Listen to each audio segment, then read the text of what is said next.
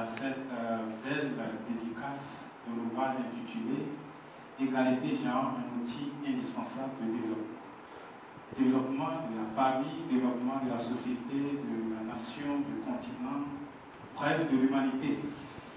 J'ai souvenance qu'à la dédicace du premier ouvrage de Christa, il y avait une dame remarquable parmi nous qui n'est plus là ce soir. Je vais parler de sa maman biologique. Et si vous permettez, nous allons nous lever, histoire d'observer une minute de silence pour saluer la mémoire de cette grande dame qui nous a fait don de ce cadeau merveilleux qu'est cette grande. Égalité genre, un outil indispensable de développement. Et donc, qui parle des éditions outils, c'est 14 ans d'existence, c'est plus de 300 ouvrages édités, plus de la moitié de la production littéraire togolaise. Qui parle d'édition outils également, c'est la qualité en termes de production et dans le meilleur timing. Qui parle des éditions à outils, c'est plusieurs événements organisés tout azimut, à savoir les rencontres littéraires, les dédicaces littéraires, les foires du livre, les expositions du livre dans les établissements. Et qui parle des éditions outils également, c'est la meilleure maison en termes de distribution des ouvrages du patrimoine immatériel togolais. C'est plus de 50 points de vente de Lomé à Sécassé et dans d'autres pays de la sous-région et en Europe. Donc, il y a un monsieur qui est parmi nous ce soir, qui est à la table, qui est le concepteur et le réalisateur de cette maison d'édition. Je vais parler là du directeur général de cette maison d'édition.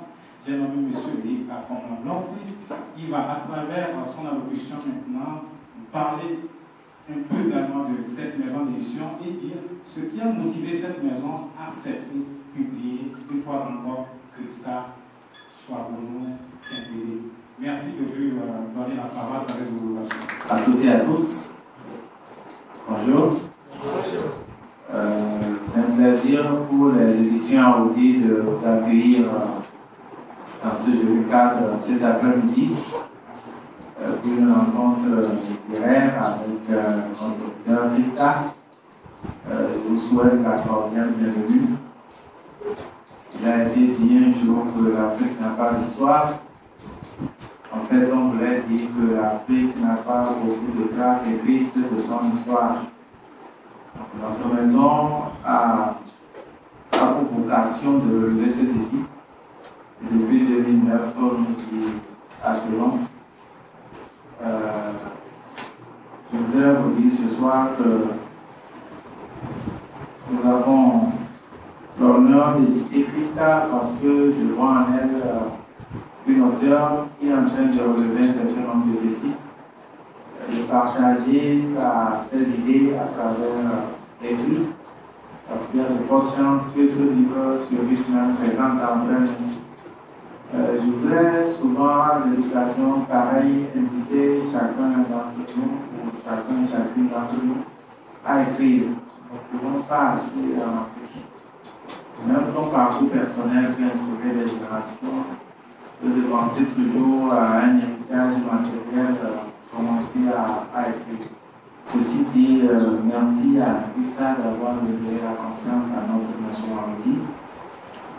Nous espérons que cet ouvrage aussi aura plus de succès que le premier et que vraiment vous allez nous poser beaucoup de questions parce que c'est un sujet intéressant. C'est un sujet d'actualité, donc on en parle beaucoup. Nous avons aimé la thématique, le traitement particulier que Christa fait souvent au terme qu'elle choisit. Donc ce soir, j'espère que vous allez aimer le débat. Vous allez poser beaucoup de questions. Il faut qu'elle parte d'ici en suyant, parce qu'elle est un auteur, ce n'est pas facile. Donc merci d'avoir répondu à l'invitation et que le appel soit pour vous. Merci. Christa Chouabono Tiendélé est une auteure tchadienne qui s'intéresse aux questions d'éducation et d'épanouissement de la femme, d'équité des genres, des inégalités sociales et de la bonne gouvernance entre autres. Elle est doctorante en gestion des ressources humaines et aussi titulaire d'une licence générale en sciences de l'éducation et de la formation.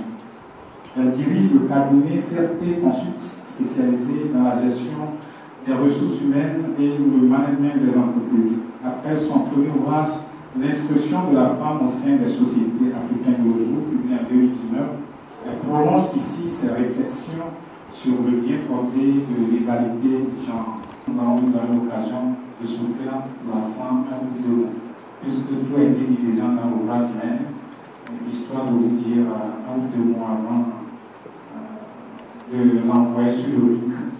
Merci.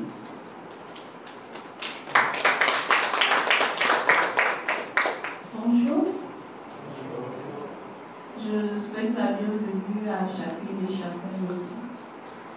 Je remercie de prime abord les éditions Audi pour le travail éditorial, ainsi qu'à son directeur général, M. Maussi, qui est avec moi, les efforts consentis pour la réalisation de ce ouvrage. Je remercie également les ANE pour avoir offert le cadre dans lequel nous sommes en train de faire le lancement. Je remercie également tous ceux qui sont présents ici. Je suis très honorée de votre présence et j'espère que vous serez servis par rapport à vos attentes.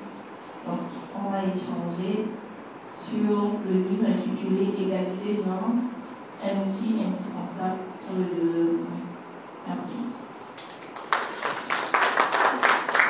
J'ai un exercice difficile à faire ce soir.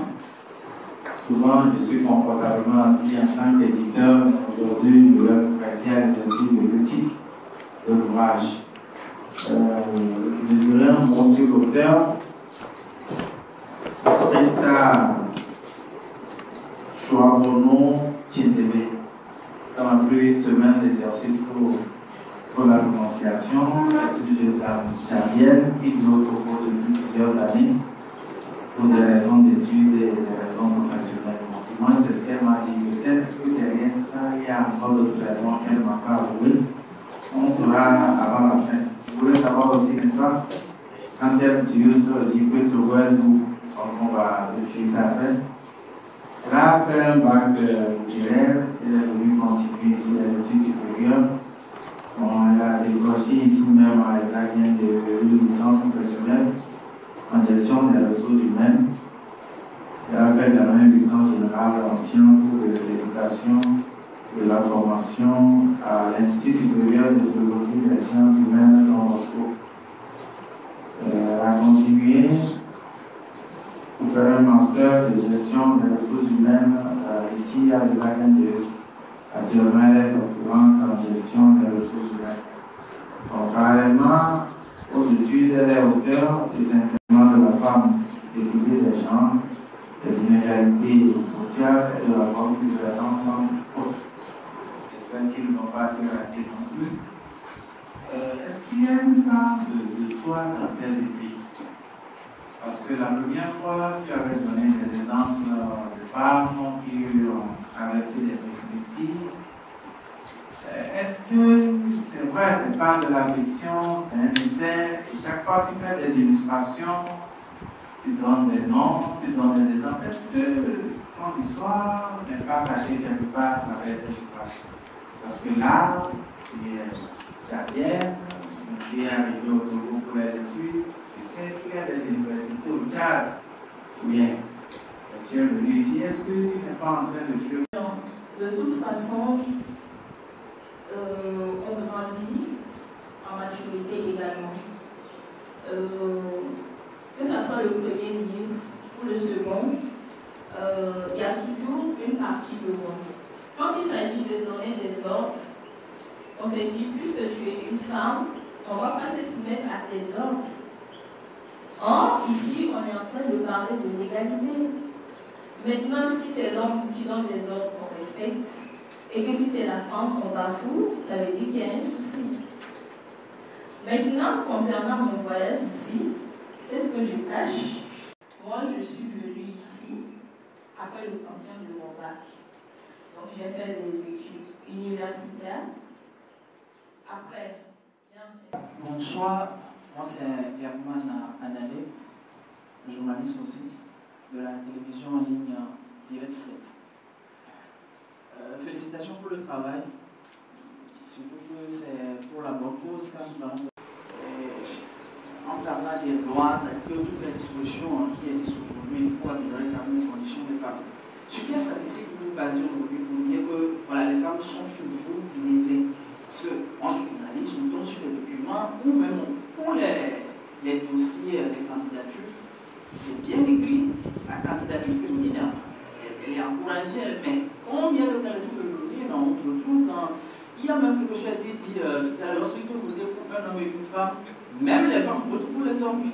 Donc, c'est pourquoi je demande à l'Olivier, est-ce que vous n'exagérez pas un peu? Est-ce que ce n'est pas les femmes elles-mêmes qui délaissent en fait l'audace d'évoluer? De l'autre côté, vous avez intervenu tout à l'heure sur cette phrase, lorsqu'un homme dit quelque chose, d'accord, la femme doit se soumettre, mais pourquoi pas l'inverse? Est-ce que vous avez pensé aussi à la dimension culturelle en fait? Parce qu'ailleurs, lui, l'homme et la femme peuvent se parler. Il n'y a pas un seul pays en Afrique où il y a des lois qui limitent les femmes. Moi, je n'en ai pas vu. Juste pour faire un flashback, pour rappeler, quelques chiffres, que ce problème-ci existe, ce n'est pas notre problème. Pourquoi? Parce que nous savons tous que culturellement l'Afrique a une réalité matrimoniale très forte. Le rôle de la femme est sans équivoque, que ce soit au Sénégal. Il y a des pays européens où la femme a eu droit de vote bien après les Africains. En Espagne, la femme a eu droit de voter en 1979. En France, c'est en avril 1944. En Italie, 1946, etc., etc. Et pourtant, c'est des démocraties qui ont existé des centaines d'années avant cette date. En Afrique, je n'ai pas vu qu'un pays où la femme n'a pas le droit de voter. Je n'ai pas vu une loi qui dit que cette femme n'a pas le droit à ça. Je vais vous donner un exemple que je connais bien. Mon pays, où la parité est institutionnalisée. Récemment, il y a eu des élections. Il y a 3 partis politiques qui ont été disqualifiés. Pourquoi? Parce que dans leur liste, la parité n'est pas respectée à 50-50.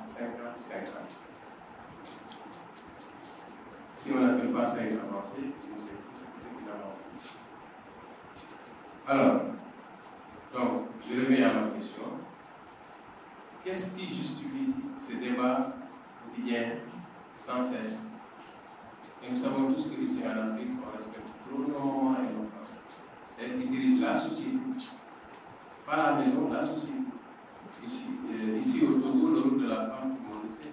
C'est elle qui tient l'économie, c'est elle qui tient les politiques. Donc, je voudrais que vous m'expliquiez aujourd'hui où est l'urgence dans cette thématique pour que ce soit le sujet de tous et de tout le monde. Je vous remercie. On se limite juste sur sa présentation physique. On ne cherche pas à savoir ce qu'il y a dedans. Je suis d'accord, il y a quelqu'un qui a posé la question quelque part, je ne vais pas encore répondre. Mais quand on parle du fait qu'une faveur est accordée à l'agence féminine, on se base sur quoi pour dire faveur?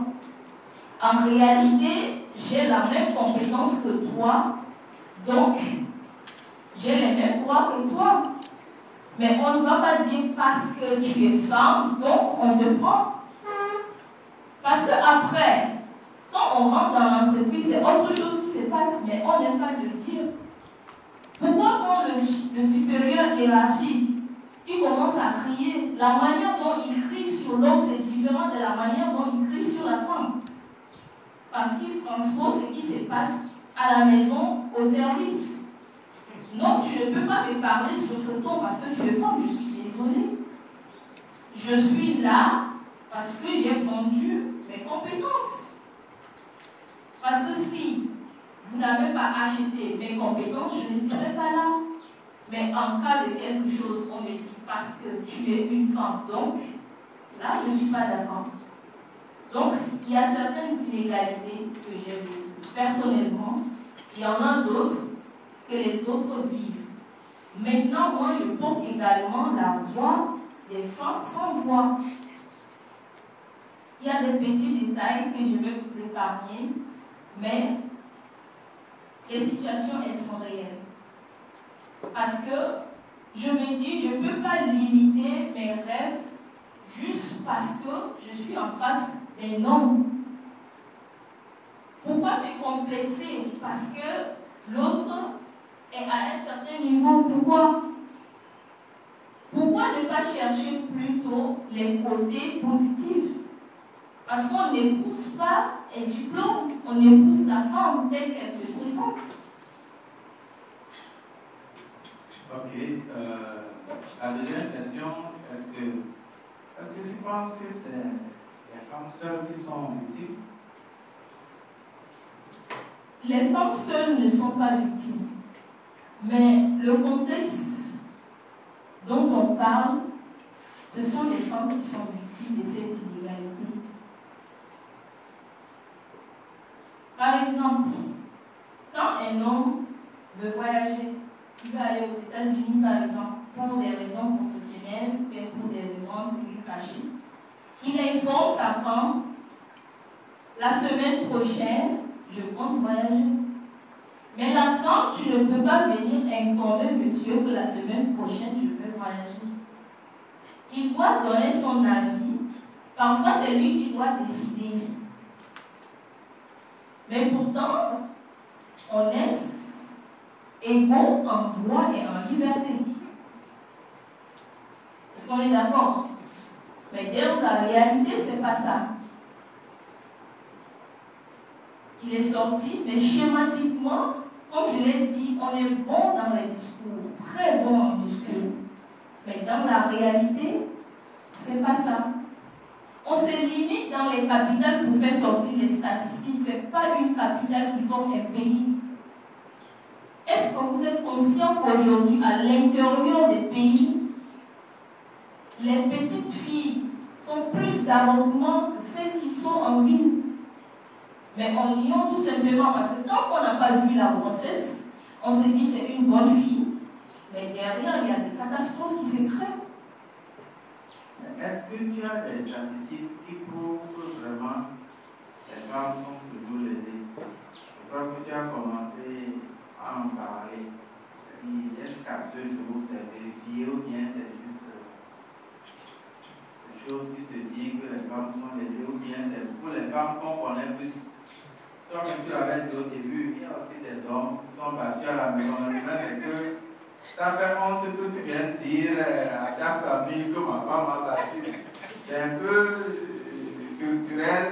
Est-ce que c'est fondé que vraiment c'est les femmes qui sont toujours lésées? Est-ce que ce n'est pas aussi parce que les femmes, on leur a donné tellement d'espace, mais c'est eux-mêmes qui ne veulent pas l'occuper, on leur donne des postes et tout, mais c'est qu'ils ne postulent pas ou bien n'ont pas le courage que les hommes ont de postuler, qui semblent faire croire comme s'ils sont lésés.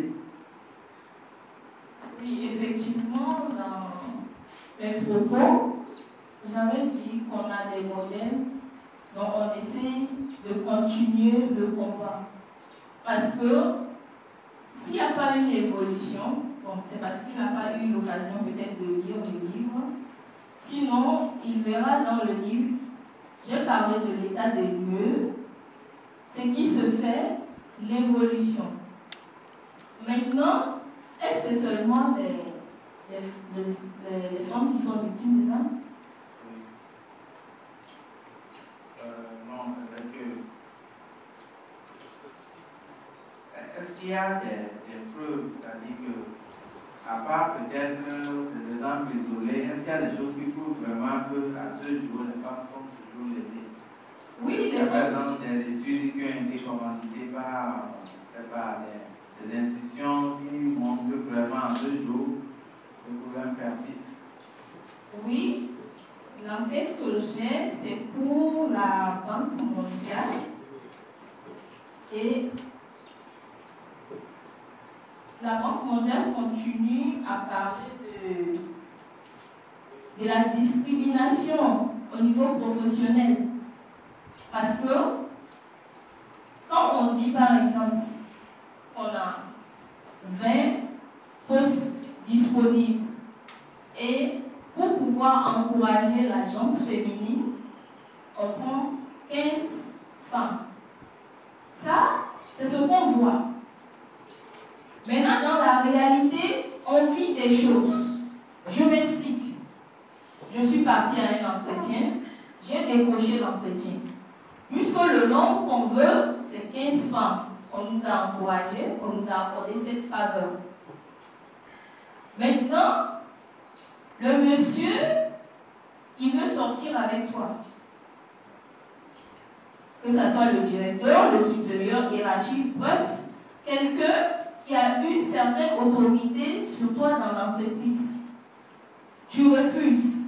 Tu te trouves dans l'embarras de choix. Est-ce que je vais continuer à travailler parce que j'ai une famille que j'en occupe, ou bien je vais laisser tomber le travail? Mais normalement, la question ne devait pas se poser.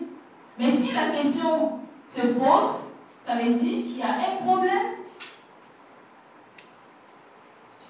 Ça veut dire qu'il y a un problème. C'est bon, c'est pourquoi j'ai dit, tout ce qu'on dit, en fait, c'est beaucoup plus théorique. Mais quand on rentre dans la pratique, moi je parle en tant que femme. Je parle en la personne qui vit une certaine situation. Donc les faits, ils sont réels. Maintenant, concernant le viol par rapport aux hommes, c'est vrai que les statistiques n'en parlent pas trop parce que l'homme, on se dit qu'il a un certain ego. Dire que ma femme m'a frappé, c'est un souci. Ça, c'est l'effet culturel. Mais normalement, un homme battu a les mêmes droits que la femme battue. Il devait se plaindre, n'est-ce pas? Il devait se plaindre, mais il ne se plaint pas. Que ma femme m'a battu. Ok. Et qu'en est-il de la dimension culturelle? Est-ce qu'on doit laisser tomber la tradition, ce qui a été fait sur longue année, pour adopter ce qu'on veut aujourd'hui, que ça soit égal, ou bien on doit tenir compte aussi des dimensions culturelles, selon toi? Oui, mais c'est un peu paradoxal. Tout le monde est d'accord pour quoi? Moi, je ne suis pas d'accord pour telle chose. Toi, tu es d'accord pour telle chose. Donc, du coup, qui décide? Qui fait la société? Mais c'est nous.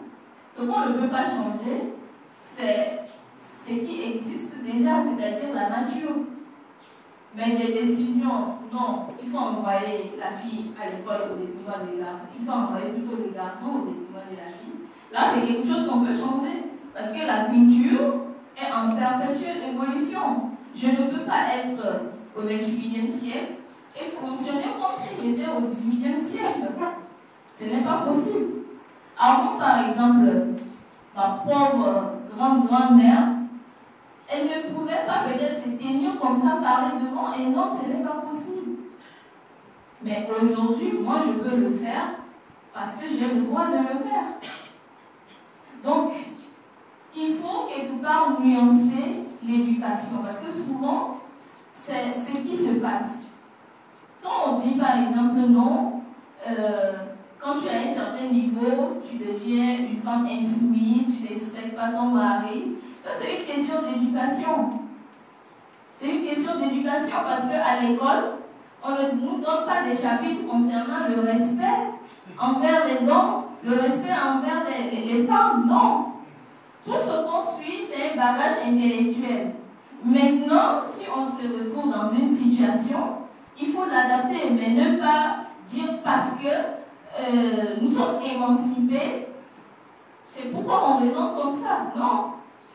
On doit évoluer avec la société, qu'on le veuille ou pas. En fait, en Afrique, il n'y a pas tranquillement dans sa cuisine, moi aussi, tranquillement, on change. On se retrouve la nuit, on dit c'est bon. Oui, effectivement, il a pris le cas du Sénégal et c'est un cas que j'apprécie particulièrement parce que là-bas, les efforts sont vraiment consentis et puis on voit l'évolution à l'œil nu. Mais quand je prends l'exemple de mon pays, le Tchad, excusez-moi pour le terme, parce que c'est un terme qui me choque. On traite une femme de marasakit, c'est-à-dire c'est une femme tout simplement. Une femme tout simplement, avec la tonalité qui va avec, bien sûr. Non, je ne suis pas d'accord pour ça. Mais on a beaucoup des intellectuels qui sortent. Mais dans la pratique, c'est pas ça. Récemment, je suivais sur ma chaîne, bien sûr, la télé et tchadienne. Mais on parle de mariage précoce, on parle de mariage forcé. Mais vous êtes d'accord avec moi que normalement ce sujet ne devait pas ressortir. Mais si on en parle, ça veut dire qu'il y a un problème. Tout le temps, on parle de mariage précoce, mariage précoce. Pourquoi arriver à un certain moment, on ne peut pas dire stop? Mais les filles qu'on donne en mariage là, elles ne tombent pas sous l'arbre. Ce sont les filles qu'on s'en va prendre dans les familles. Et ce sont les mêmes familles là qui vont dire arrêtez-moi vos histoires d'école là. Mais on est où? On en parle, c'est parce que c'est un problème réel. Et ce que je suis en train de vous dire, ça ne se passe pas dans les villages, je dis dans ma capitale tchadienne. Parfois même, la fille, elle est déjà donnée en mariage à l'âge de 6 ans. On vient attacher son pied pour dire les termes terre à terre. Mais qu'est-ce que vous voulez? Qu'est-ce que vous voulez? La pauvre fille qui a ses rêves. Moi, je veux devenir médecin, je veux devenir avocate. Elle se retrouve dans une famille mariée de force. Psychologiquement, en fait, elle existe physiquement, mais en réalité, elle n'existe plus, cette pauvre fille. C'est choquant quand tu entends certains discours. En 2018, j'étais sur un plateau avec quelqu'un à la radio. C'est quelqu'un, quand il est devant la radio, c'est-à-dire, vous allez penser qu'aujourd'hui, il peut voter la loi pour la femme et l'appliquer automatiquement. Mais dans sa propre famille, il y a les filles de 12 ans, 13 ans qui sont à la maison, qui ne sont pas scolarisées. En fait, on dit les choses qu'on n'applique pas. On dit des choses qu'on n'applique pas.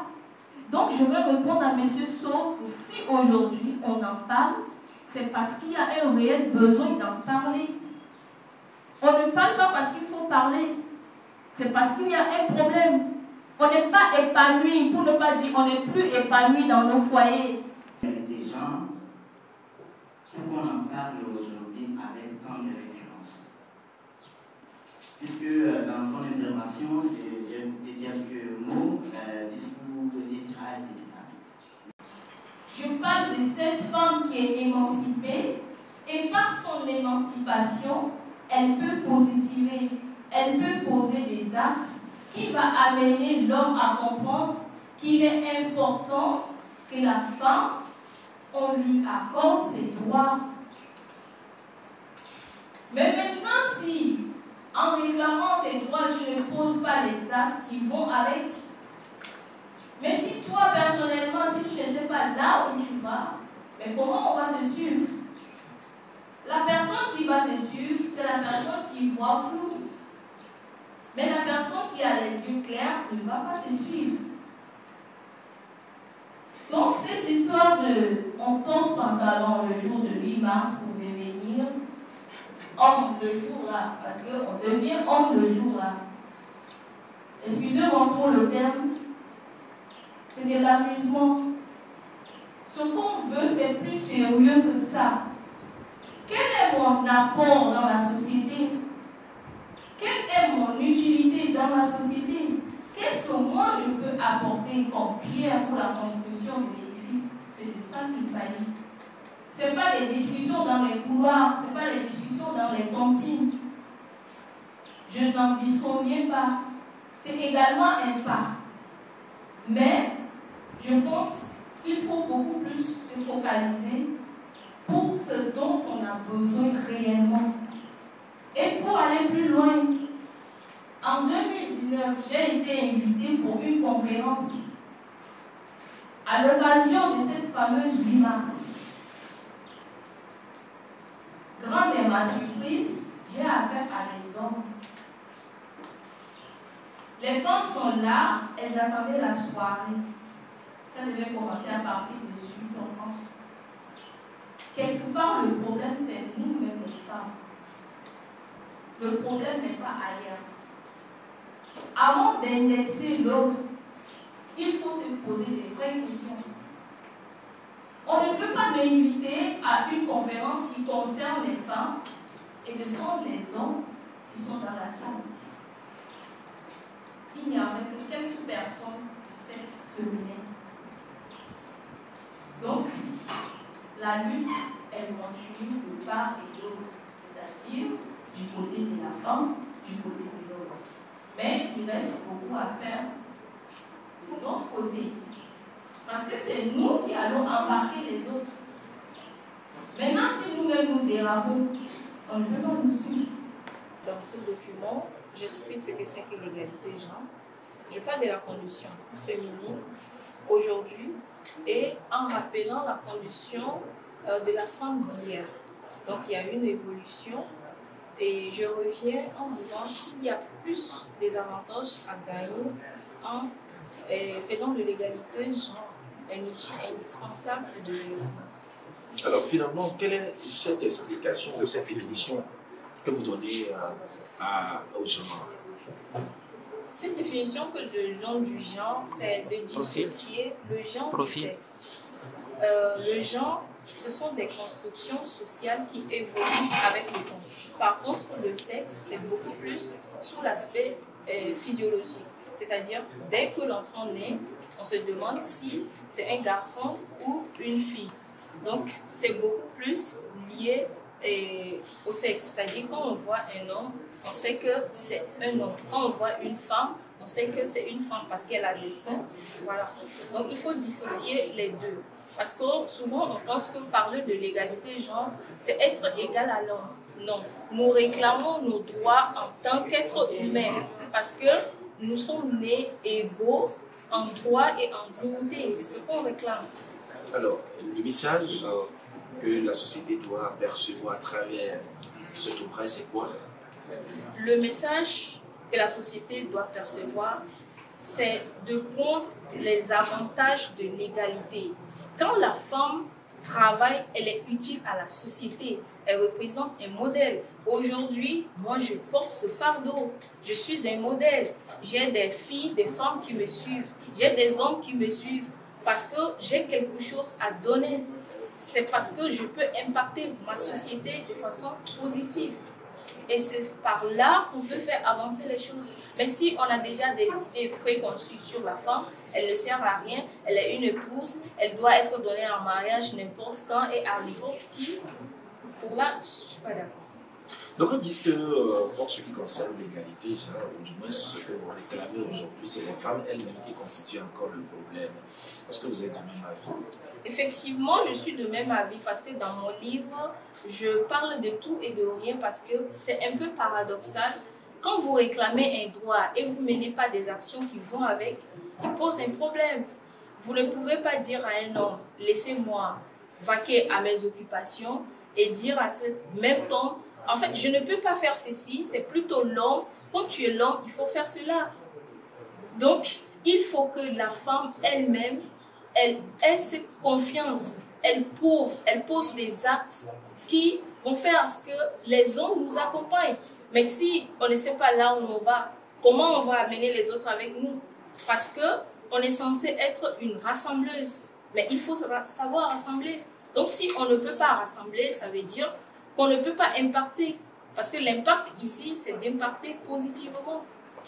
Donc il faut qu'on pose des actes qui vont vers le développement.